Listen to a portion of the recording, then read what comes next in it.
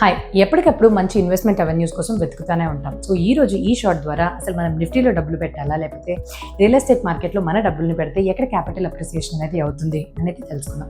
So మొట్టమొదటిది ఈ particular study కోసం ఒక చిన్న టెస్ట్ అనేది మనం నిర్వర్తించాం. ఇందులోనే నిఫ్టీ టోటల్ రిటర్న్ ఇండెక్స్ 50ని తీసుకుని దాని యొక్క రిటర్న్స్ని and real estate property markets అంటే ఒక 9 మహానగరాలు, బెంగళూరు, గురుగ్రామ్ ఇటువంటి నగరాలను తీసుకుని మేము రెండింటి మధ్యన వచ్చిన రిటర్న్స్ని ఫస్ట్ కంపేర్ చేసాం. సో ఇప్పుడు మీరు కానీ టేబుల్ని చూసినట్టయితే ఇక్కడ నిఫ్టీ నుంచి వచ్చిన రిటర్న్స్ దాదాపుగా 11.23% ఉంది. ఇది కానీ మనం 9 ప్రాపర్టీస్తో పోలిస్తే సరాసరి 8 ప్రాపర్టీస్ని దాటుకుని మంచి రిటర్న్స్ ఇచ్చినట్టే. కాకపోతే టేబుల్లో ఆ ఒకే ఒక ప్రాపర్టీ ఏంటి, గురుగ్రామ్. సో అక్కడి నుంచి వచ్చింది 11.93% రిటర్న్. సో మొత్తం కానీ మనం మీడియం పీస్ చూసినట్టయితే ప్రాపర్టీ రియల్ ఎస్టేట్ నుంచి వచ్చిన యావరేజ్ రిటర్న్ 2.3% అయితే మనకి నిఫ్టీ 6.12% యావరేజ్ రిటర్న్ని తెచ్చిపెట్టింది. రెండోది, మనం ఇల్లు కొనాలా, రెంట్కి తీసుకోవాలా.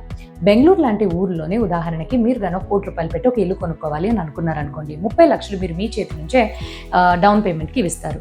అలాగే ఇంకొక 8 లక్షలు ఇంటీరియర్స్ కానీ రిజిస్ట్రేషన్ కాస్ట్ కానీ అనుకున్నాం. ఈ 38 లక్షలని రియల్ ఎస్టేట్లో కాకుండా మీరు నిఫ్టీలో పెడితే నెక్స్ట్ 5 years లోపు 8 lakhs అప్రిసియేషన్ ఉంటుంది. 10 years లోపు 11 lakhs అప్రిసియేషన్కి గురవుతుంది.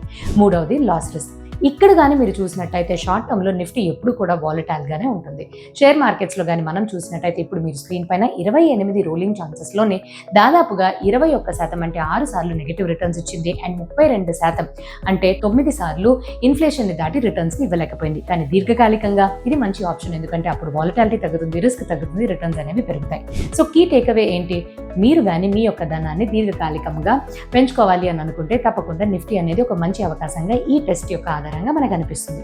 కాకపోతే రియల్ ఎస్టేట్ విషయానికి వస్తే ఏ లొకేషన్లో కొంటున్నారు, దానికి తగ్గట్టు కాస్ట్ ఎలాగుంటాయి, కాన్సన్ట్రేషన్ రిస్క్ ఎలాగుంటుంది, అవన్నీ కూడా మీరు చూసుకోవాలి. Thank you.